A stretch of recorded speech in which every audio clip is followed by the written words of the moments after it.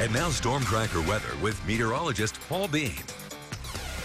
All right, let's take another look at those watches and warnings. Flood warning still in effect for Bannock County. Current stage of that river is around 9.2 feet, with the flood stage being only 8.5. So we're significantly above that. And as we approach 10 feet, that's when areas near Ingham, especially agriculture land, starts to be at risk, as well as areas north of Sacagawea Park, as well as north of that concrete channel that runs through Pocatello. So if you're on the channel, you're a little safer, but anywhere north of that, we'll start to see some issues with floodwaters. Now, as we zoom out, you see that flood watch for the entirety still in effect through tomorrow morning. And for the most part, you can see a lot of those counties have since backed off, especially Bonneville County in the area of Idaho Falls, and moving over into Arco, as well as up by the Central Mountains, continue to not have that flood watch in effect anymore. But that's mainly caused by that snow that still continues to melt. Even though we are cooling down, we are still seeing temperatures above freezing.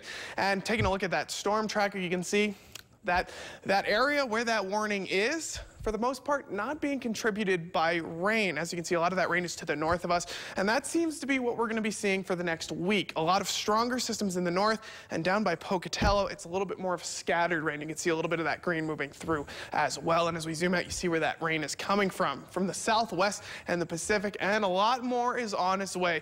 A significant band of clouds continuing to roll up and move through, and that's going to continue through the opening stages of next week, especially through the first couple days of spring. And as we look at that future tracker, the strongest spots you see of that rain is in the north. And even as the day progresses, a lot of that is in the north, and we are going to see a little bit of scattered rain in the south near Blackfoot and Pocatello as well. As for tonight, scattered rain continues. We saw a few drops around here and there in Pocatello and Idaho Falls and Rexburg. You saw a little bit more solid systems start to move through. Temperatures closer to those 40s, but for the most part, Pocatello at 40, Idaho Falls at 36. Tonight for the Central Mountains, that rain continues. 39 in Chalice, 40 in Salmon. They see a little bit more solid band in the north half. And then finally for the Highlands in western Wyoming, moderate rain continues. You've been seeing strong bands move through the last couple of days. 35 in Island Park, 36 in Jackson. As we move into tomorrow, some of that rain sticks around, but in the Highlands of western Wyoming, you get a little bit of a break. It starts to scatter out into a little bit more of a scattered pattern. Temperatures still on the cooler side, 44 in Island Park, 47 in Jackson. And then tomorrow for the Central Mountains, that rain continues as well. And for the Snake River Plain, scattered rain will continue as well, with temperatures just shy of 60, 59 in Pocatello, 53 in Idaho Falls.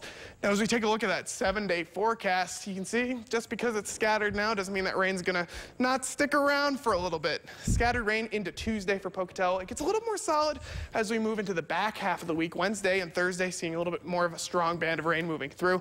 Temperatures cool down a bit too into those lower 50s by Thursday.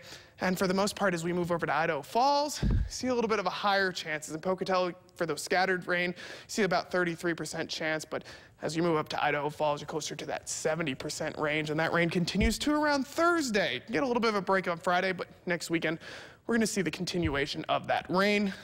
And once again, for the Teton area, a little bit cooler, but scattered rain continues until Wednesday. It gets a little bit solid, and this is the only mention I'm going to have of a mixed precip in the entire forecast.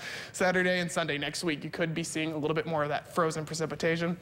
And then finally for the Central Mountains, once again, a little bit cooler, but for the most part, it clears out a little bit more solid on Thursday and Friday than everywhere else. But I know we've been hounded by snow this entire winter.